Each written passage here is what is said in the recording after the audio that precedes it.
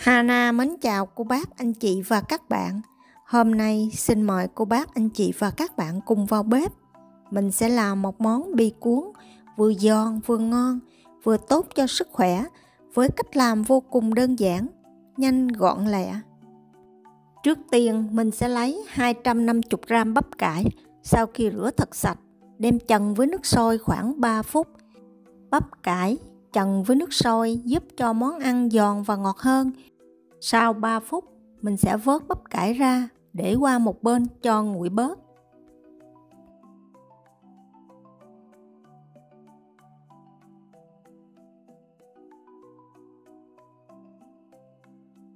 Tiếp theo, mình sẽ lấy 150g cà rốt. Sau khi bào vỏ, rửa thật sạch, đem đi cắt lát mỏng, sau đó cắt sợi nhỏ.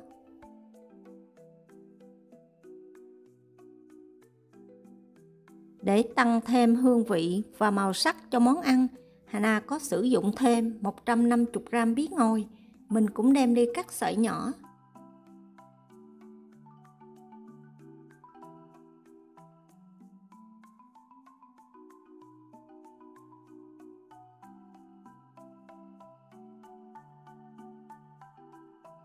Bắp cải bây giờ đã nguội, mình cũng đem đi cắt sợi nhỏ. Sau đó vắt cho bắp cải ráo nước, giúp cho món ăn được giòn và ngon hơn.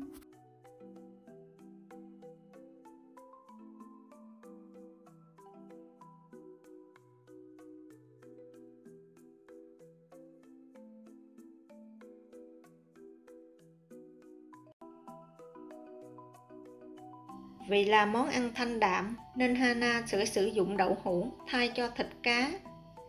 Đây là 250g đậu hũ trắng, mình cũng đi cắt sợi nhỏ.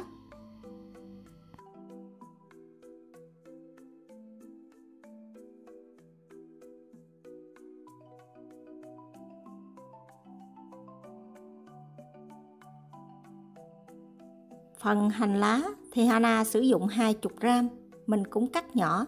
Nếu cô bác, anh chị và các bạn không ăn hành, mình có thể bỏ qua. Tiếp theo, mình sẽ đi đập 3 quả trứng gà cho vào một cái tô, dùng đũa đánh đều trứng lên.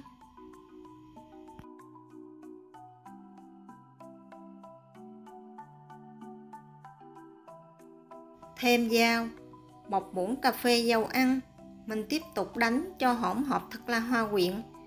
Mình cho dầu ăn vào đánh chung với trứng để khử mùi tanh của trứng, đồng thời làm cho trứng được mềm mịn hơn. Đun nóng 1 muỗng canh dầu ăn, cho hết phần trứng này vào khuấy đều khoảng 1 tới 2 phút, hoặc cho tới khi phần trứng này đặc lại.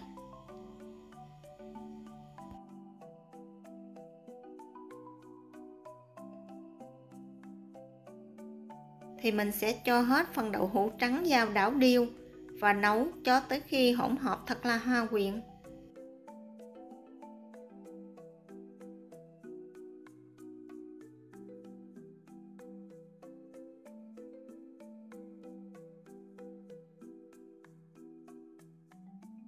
Nêm vào 1/4 muỗng cà phê muối.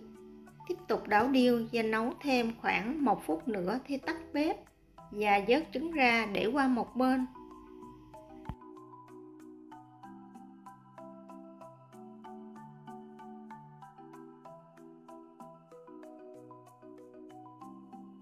Bây giờ thì mình sẽ đi xào rau. Sau khi đun nóng 1 muỗng canh dầu ăn trong một cái chảo, thì mình sẽ cho hết phần cà rốt vào xào đều khoảng 2-3 phút.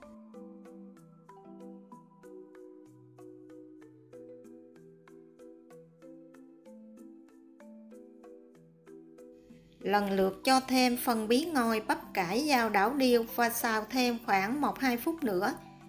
Vì tất cả các rau củ này mình đều có thể ăn sống, nên cô bác, anh chị và các bạn đừng có xào lâu quá mà rau mềm ăn không ngon.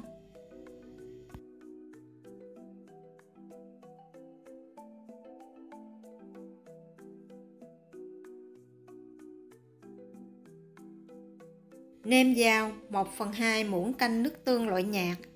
Mình sẽ đảo đều cho hỗn hợp được thấm gia vị. Sau đó cho hết phần trứng vào, đảo thêm một lần nữa.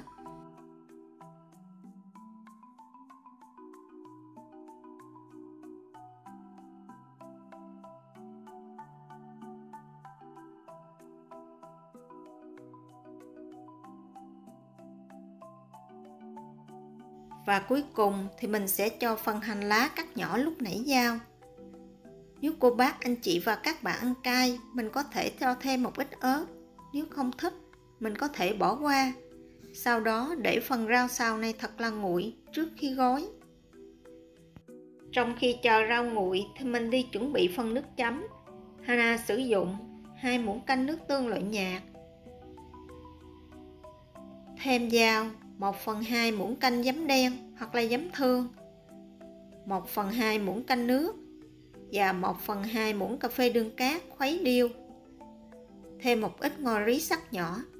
Vậy là mình đã có một chén nước chấm tăng thêm hương vị thơm ngon cho món ăn. Phần rau sau khi để nguội hoàn toàn thì mình bắt đầu đi cuốn. Bánh tráng thì Hana sử dụng bánh tráng loại 3 cây tre. Đồng thời mình cũng chuẩn bị thêm một cái khăn. Sau đó mình gấp 4 gấp khăn lại, xếp làm 4. Một lần mình làm sẽ là 3 cái bánh tráng. Mình dùng một cái bình xịt, mình sẽ xịt từng cái bánh tráng một. Sau đó mình sẽ xếp đều vào từng lớp vải. Mỗi lớp bánh tráng mình cách một lớp vải. Khi cô bác, anh chị và các bạn vừa làm ướt cái cuối cùng thì cái đầu tiên đã khô và rất là mềm. Mình lấy ra và có thể cuốn. Bánh tráng khi mà mình đặt dưới những lớp khăn thì rất là mau mềm, nhưng phần độ ẩm nước thì không còn, giúp cho các cuốn bi không bị dính lại với nhau. Nhưng có một điểm Hana lưu ý với cô bác, anh chị và các bạn là cái khăn mà cô bác, anh chị và các bạn sử dụng, mình xem loại vải nó có bị đổ lông không nha. Mình sẽ giặt cho thật là sạch nhiều lần và chọn loại vải không bị đổ lông. Mình làm như vậy thì sau khi làm xong, mình lấy bánh tráng ra, phần lông khăn không bị rớt ra ngoài dính vào bánh tráng. Phần này Hana không có cắt, để nguyên để cho cô bác, anh chị và các bạn thấy là Hana làm rất là nhanh và rất là gọn. Mình không cần tốn quá nhiều thời gian chờ đợi. Phần bánh tráng rất là mềm, mà vỏ bánh thì khô.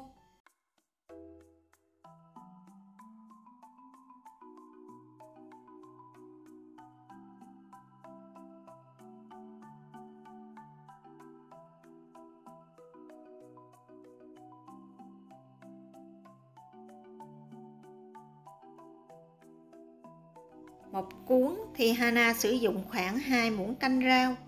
Nếu cô bác, anh chị và các bạn thích ăn nhiều hơn thì mình có thể tăng thêm. Khi cuốn xong tờ bánh tráng cuối cùng, mình mới bắt đầu xịt nước tiếp 3 tờ bánh tráng kế tiếp và tiếp tục làm như vậy cho tới hết. Với cách làm bánh tráng này, cô bác, anh chị và các bạn có thể xếp chồng những cuốn bi cuốn lên nhau mà không sợ khi lấy ra bị dính và bị rách. Hy vọng những gì Hana chia sẻ giúp ích một phần nào trong việc nấu ăn của cô bác, anh chị và các bạn. Nếu thích những gì Hana chia sẻ, nhớ đăng ký ủng hộ kênh của Hana nhé. Hana cảm ơn cô bác, anh chị và các bạn rất nhiều.